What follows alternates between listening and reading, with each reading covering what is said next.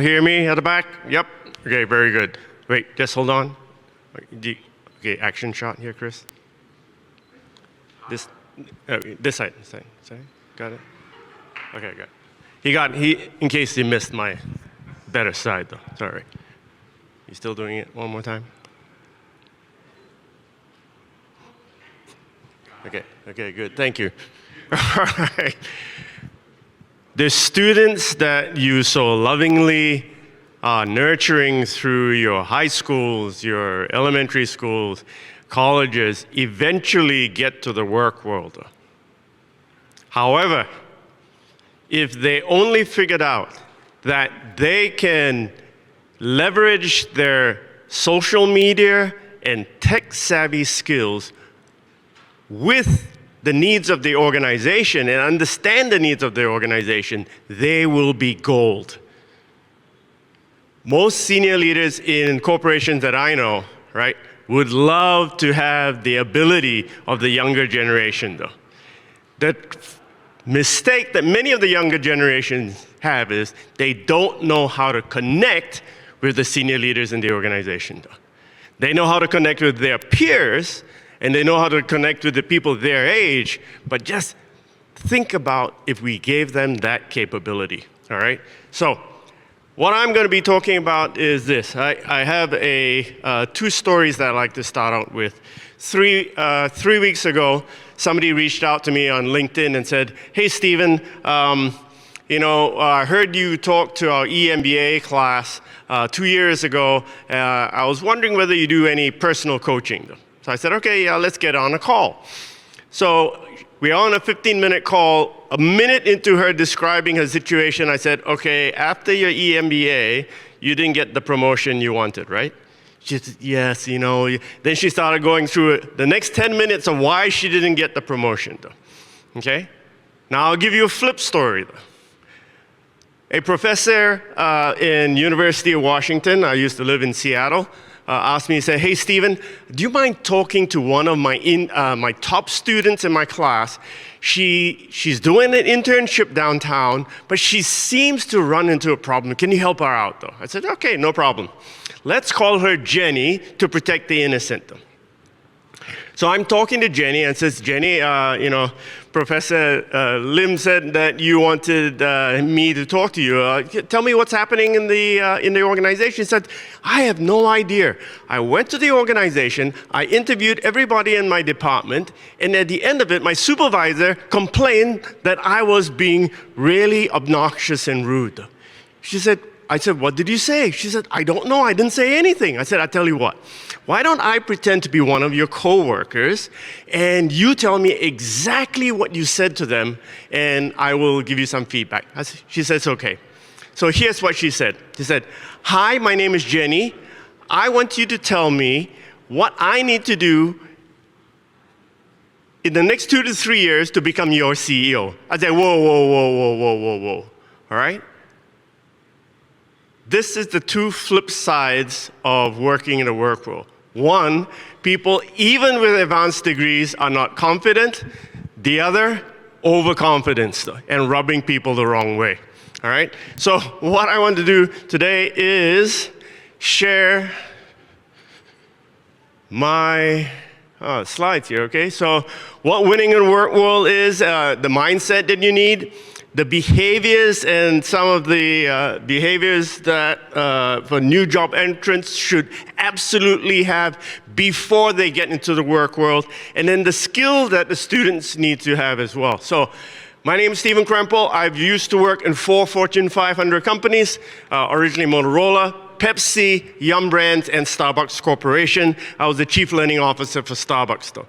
The only thing COVID did for me was I was able to collaborate with 2 other academics to write a couple of books. So in 2020, when we had a little bit more time, I did a game on with 2 other professors. And then last year, I actually launched my book, but I did another book with another professor called The Next Right Move, which is looking at the work world in the year 2030.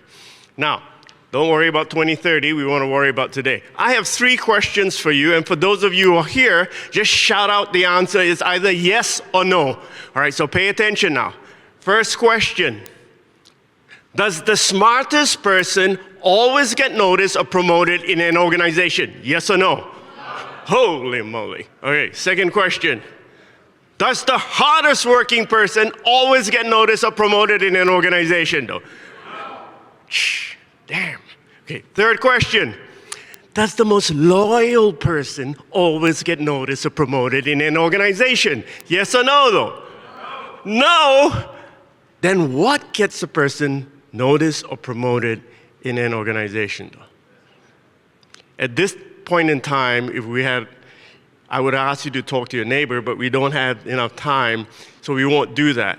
Anybody wants to shout out to me, what do you think is important so that somebody gets noticed or promoted in an organization? Just shout out. Emotional intelligence. Yes, emotional intelligence, definitely, right? Somebody else, one more. Competence? Yep, competence in their work. In fact, your competence in your area of expertise is your foundation though. However, just because you're confident doesn't mean you're going to get noticed or promoted either.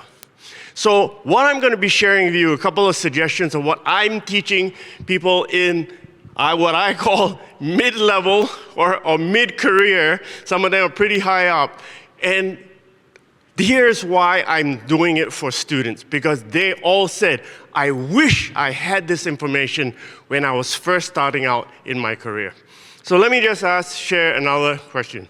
So one of the things we tell people is they have to communicate with impact and be visible.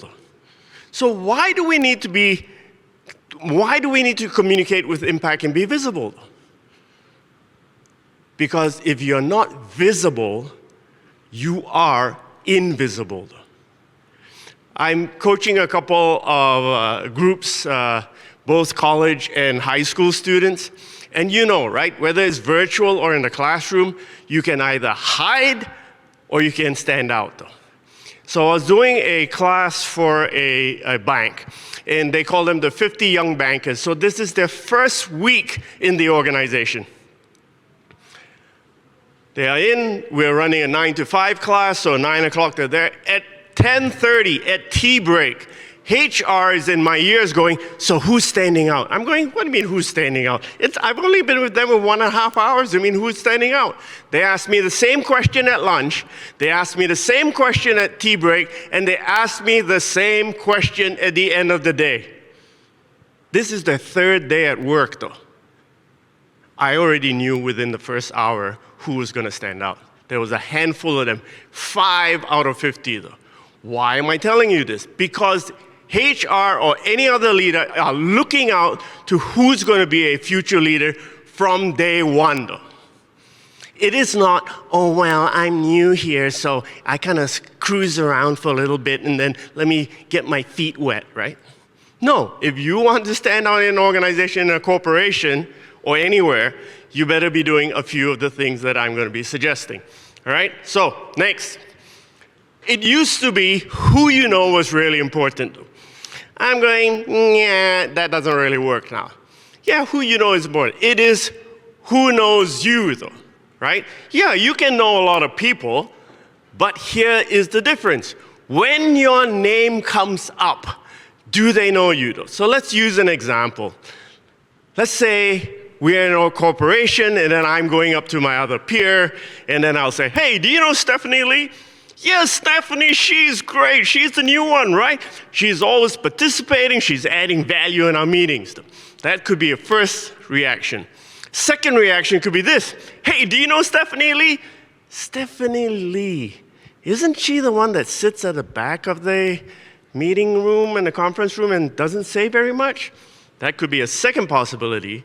Or third could be, hey, do you know Stephanie Lee? And they go, Stephanie who? If they don't even know your name, you're toast. Okay? So, why am I telling you people that? Because if you intend, or any of your people intend to go in an organization and hide, it's not going to be very good though. Okay? Because management, as I said, is always searching for what we call hard to find talent though. And they're looking for people to fill their pipelines all the time. And the phrase that you need to remember is, if you're not visible, you are invisible. I had one of the companies, I won't mention to protect the innocent, when I was there in the first 6 months, it was succession planning meeting.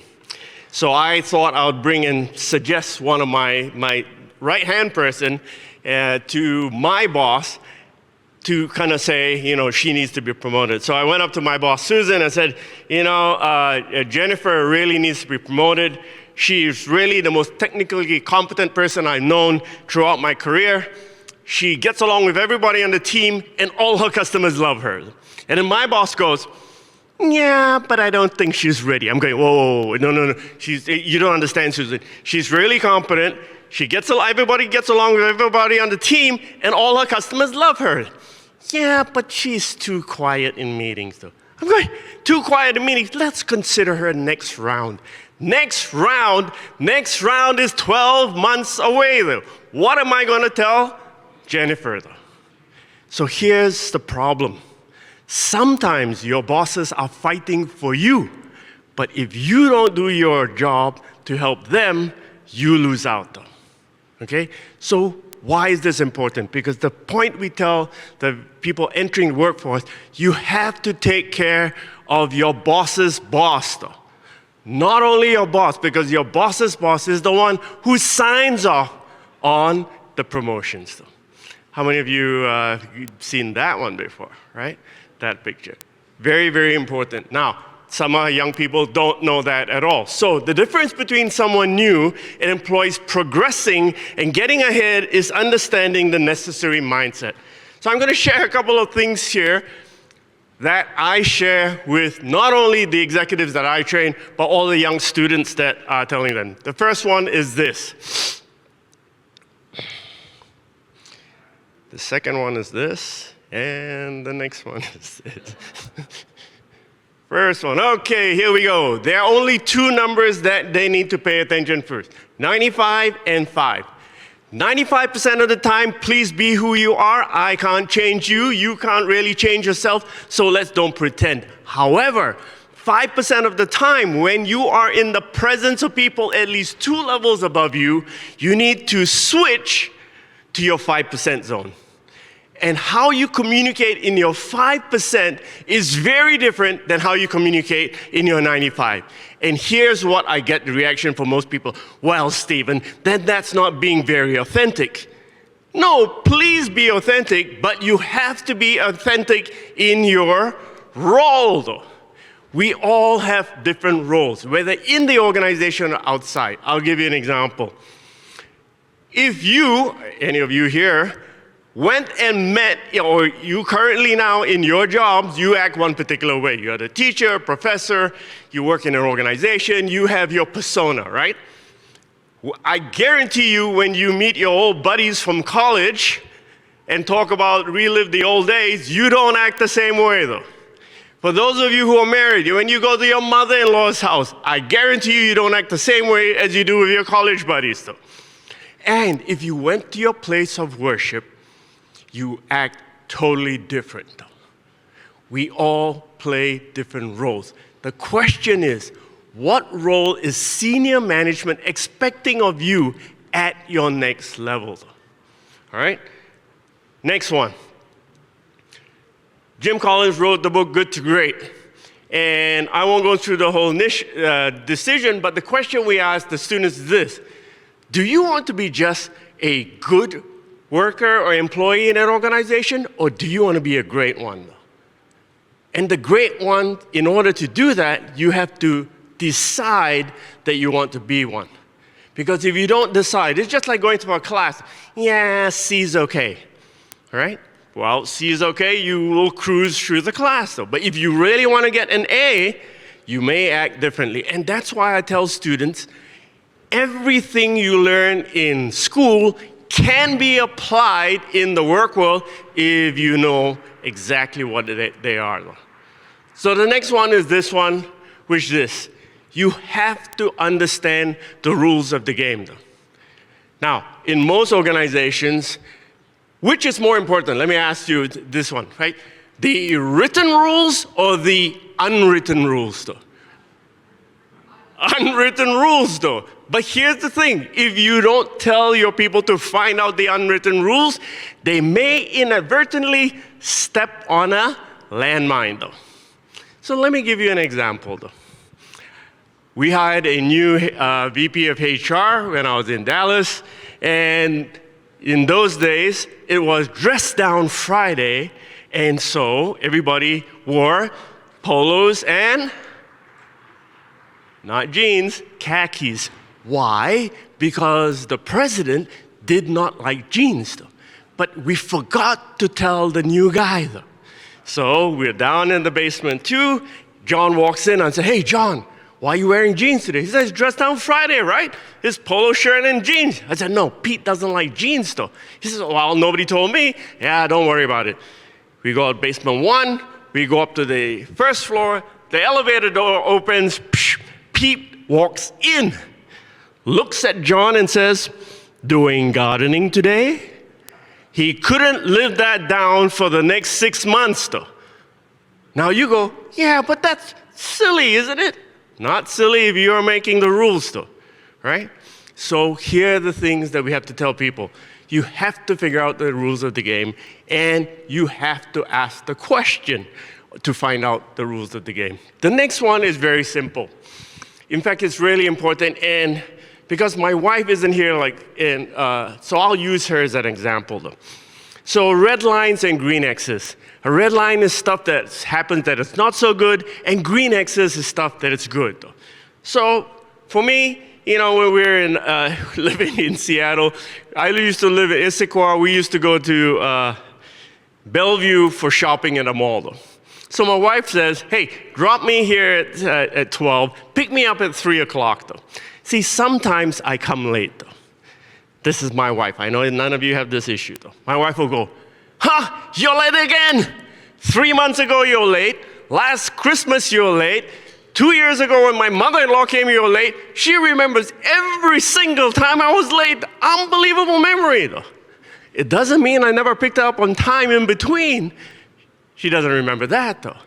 Conversely, in an organization, when your name comes up, Stephanie Lee, what do the senior leaders remember about you, though? "Wow, Stephanie, wasn't she the one that asked that great question in the town hall? Wasn't she the one that did that project for us? Wasn't she the one that solved the customer problem? Wasn't she the one, though?" Your job from day one is to create green X's. And a green X is defined as something memorable that when your name comes up, people remember you with a green X. Next, what are some of the behaviors that employees should have in order to progress through the organization, okay? These are the only 5 times that your senior leaders will see or hear you, though. The one-on-one meeting they have with you, the team meeting, either a small group functional meeting or the large town halls or all-hands meetings, the conference call or the virtual call nowadays, the presentation you made, or the company social. They don't know if you came in at 7:30 in the morning, and they don't really care if you left at 7:30 that night, though.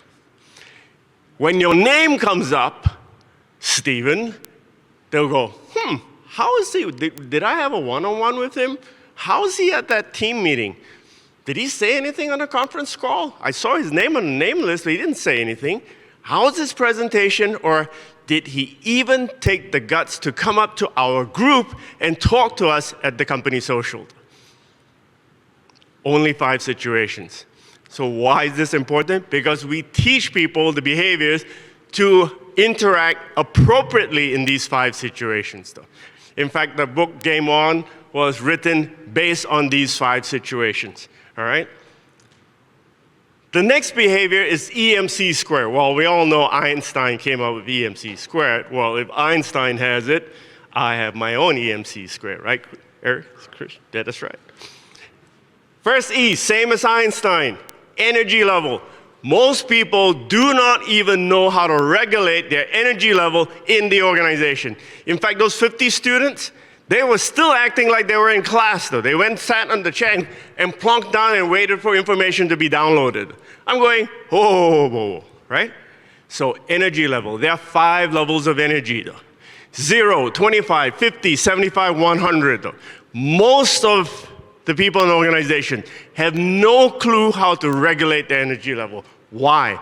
Because by just changing your energy level, people will remember you versus the person who came before you or the person who comes after you. M is message. Are you clear, concise, and to the point? And the higher you go up the organization, the less time they have, means you have to be really precise and concise. And communicates confidently, right? Most students that I deal with, they all go, yeah, we know this. We heard this before in our class. And then I ask them to actually do it, and then they go, I had a call last night with 5, they are now seniors. All of them are seniors going to the work world in May. And I asked the guy, he said, you watched the videos, tell me the 3 things that you got out of the videos that you watched between the 2 sessions though. He went on a 5-minute rampage on what he learned while I did this and then that. I go, whoa, okay, so can you cut that down by half though? Then he tried to cut it down by half, and then I said, okay, I asked you for 3 things. Can you cut it down by half though? And then I'm telling the other 4, now you better watch what Julian is saying because that's what I'm expecting of you. Not on some long 5-minute rendition of what you thought you learned. You've just wasted my time if I was a senior leader in the organization. So it's not about talking, it's about talking at the appropriate level. With your friends, you can do that. Maybe not so with people higher up. There are a couple of words. One of the things we share in this slide, I'm not going to go through all the things, but we talk about your image of yourself, your intention, whether you want to win or contribute, or you want your approach, how you're going to do it. And then I ask people, what is the most important word on this slide? I'm going to ask you to look at this, and you make your own choice in 10 seconds, right? So which word is most important? Results, behavior, mindset, self-concept, win, contribute, cruise, or survive, proactive, different, add value, and preparation. And the most important word is preparation. Yes, add value is important. All of them are important. But here is the trick, though. Most senior leaders prepare like mad. They just don't tell you, though. So you go in and look at it. Wow, she's such a great orator. She's a natural. It's called naturally practiced. Okay? I had a senior leader who called me and said, Stephen, I'm doing a 10-minute presentation to my CEO in Santa Clara. Can you come down from Seattle and help me out on my 10-minute presentation? No problem. I flew down. He had 10 slides, though. The first slide was the title slide, so he had 9 slides. The last slide is thank you, so he really had 8 slides. So 4.5 hours later, we are done with his 10-minute presentation. Do you think he's going to go up in front of his CEO and say, well, I've just had, Mark, I've just had 4.5 hours of Stephen, and now I'm ready to present to you? No, he's going to go up, he's going to present, and everybody's going to go, wow, this guy has leadership potential. 4.5 hours of practice he did. Okay? So here's the other thing. So tell the young kids, don't be fooled by somebody who looks like they're really natural. Okay? The other thing we go through, and I'm not going to go through all this, but just a quick thing of some of the things we teach them that they need to know. Because so many of the meetings are virtual, they need to know what virtual presence is, though. And we go through 3 buckets, visual, the voice, and verbal messaging. And what I'm going to just show you is just a couple of the slides from the visual. So what we tell them is this, look, your background is really important, though. Don't show me you're in the room, whatever. Do blur it out, whatever it is. Then we give them a couple of suggestions. What is better? More importantly is this, though. How do you look in your frame? This is a headshot. Many people on Zoom, the only thing you see is their head, though. The next one is a half shot. okay? And this one is a far shot, you're too far behind.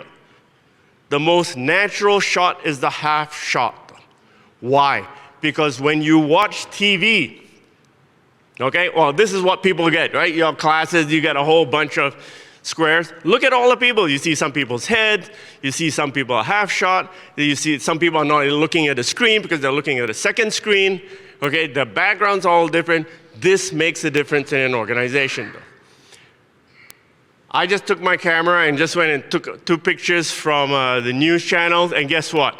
Everybody, even in the field, is a half shot, though. That's the most natural shot, looking straight into the camera, okay? Next. Oh, sorry, this was me when I was interviewed in Las Vegas. If you see the little morning blend there, is a half shot, though, okay? So, next. The difference of some people excelling and progressing is demonstrating the skills in the 5% model, all right?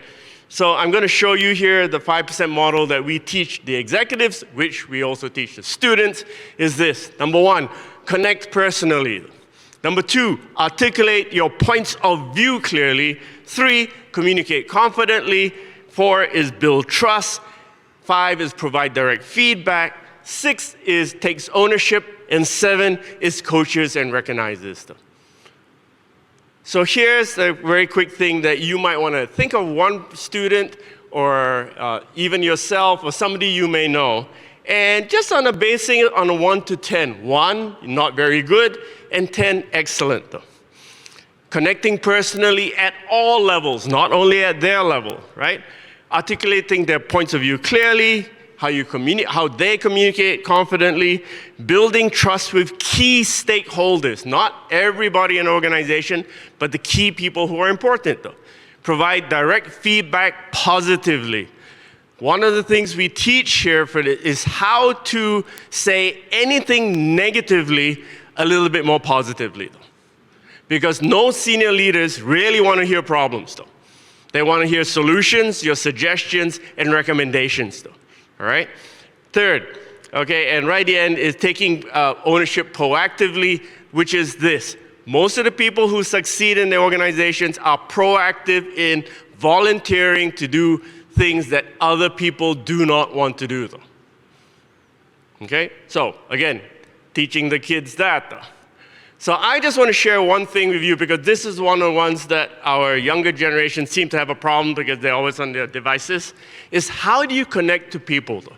How do you talk to anybody about anything? If there's one single skill that they need to learn is this, though. And we teach it in the form of an acronym, okay? The acronym is FORM, F-O-R-M or N-O-R-M. And what we eventually tell them is this. You're not talking about the topic, you're asking questions to get the senior leader to talk about the topic they want to talk about, though. All right? And then you go like this, though, okay? So let's say my favorite topic was, you go through, when we say family, it's not really about just your family, but where you're from, where do you go to school, where do you grow up, that kind of stuff, right? Recreation is an interesting one. If they have a hobby, and here's what most students say, well, I really don't know anything about golf, so I can't talk about it. No. If you don't know anything about the topic, that's the best question to ask because you can go, Stephen, I really don't know anything about golf. When did you ever start that interest in golf? And now, if I really love golf, I'm going to be talking about golf. And all they have to say is this, wow. I'm going to talk for 2 more minutes. And you go, really? 2 more minutes though. Amazing. 2 more minutes though. I never knew that. 2 more minutes though. You're unbelievable. 5 words or 5 sentences, you've got the person to talk for 10 minutes though. Sounds real easy until they practice for themselves. They go, oh, wow. Okay? But how many of you agree this is a critical skill that our younger people need to know if they want to interact with senior people though, right?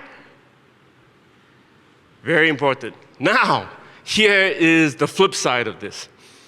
The senior leader might turn to you and say, what are you interested in? You can't go, now you start to think about it, too late. So in an organization, we tell them you have to have the ING. some topic you know in depth, a new technology or new thought leadership or something that you're passionate about or some global issue, right? So not only do you know how to talk to people, in case they throw the question back to you, you're ready with something that makes you more visible and memorable, though. So, kind of summarizing the philosophy here, right? They need to be able to know how to increase their visibility, raise their energy level, be slightly different, add value, and be proactive, though. But we want them to do it on a basis of their attitude, their competence, and results. Do not do any of the green if you haven't got the black down, though. So we're not suggesting that you just talk for talk's sake and communicate just to say. You have to have your basis down, and once you get it, the way that you get remembered and more visible in the organization is by doing the rest of the stuff, though.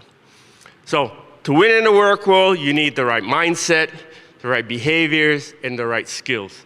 And what I'm going to help you guys with, if you have any of your students who need any of this stuff, we have an app called the W3 app, Winning in the Work World app. And if you're interested, we give a number of things that are free, including the book, The 5% Zone, so you can download the book if you want, if nothing else.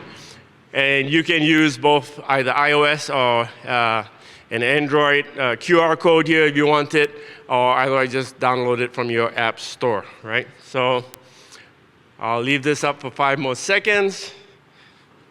3, 2, 1. Or you can go to the winningintheworkworld.com, our webpage that shares some of the things we do as well. I have 2 minutes left for Q&A or any other topic or question you want to have to ask me, though. Yes.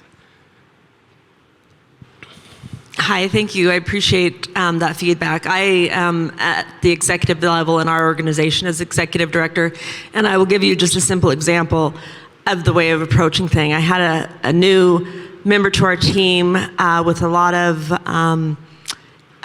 first responder experience and stuff, a lot of valuable experience, and he came to me and he said to me, he'd only been to work for us with maybe a week, and he said, "Your first aid kits are crap."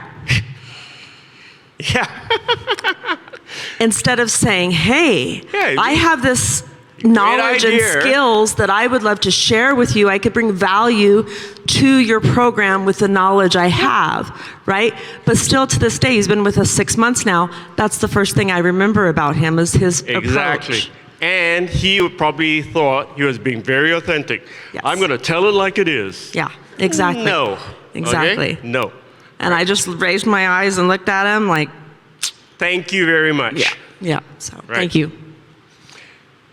Now, I'm sure all of you are saints and you got halos on your heads and you never made any of these mistakes before, but for those of us who would like to just wave their hands, maybe here, how many of you stepped on a wrong landmine or said something you shouldn't have said in a meeting or in sometime in your career, right? Just wave slightly, Yeah, we all have, right? Because it's the intention. And one of the biggest things that we do is doing this positively negative section in this thing, which is that how do you turn anything feedback that you want to give negatively a little bit more neutrally or more positively. Okay, it becomes an art. And it's actually vocabulary because most people only know this, right? I see a problem, the problem's coming straight out of my mouth though. And that's what happened in your case. And worse, they had no other words other than describing it as crap. Any other questions, though? Dun, da, da, dun, da, da, dun, da, da. 10 seconds. 9, 15, 16. Oh, now it's going up. All right. Ladies and gentlemen, thank you very much. I hope that you continue to do what you do because everything you're doing is leading your precious cargo to the day they're going to be in the organization. However, when they're in the organization, they need to learn a couple of these skills that I just talked about to make themselves successful in their career. Thank you very much.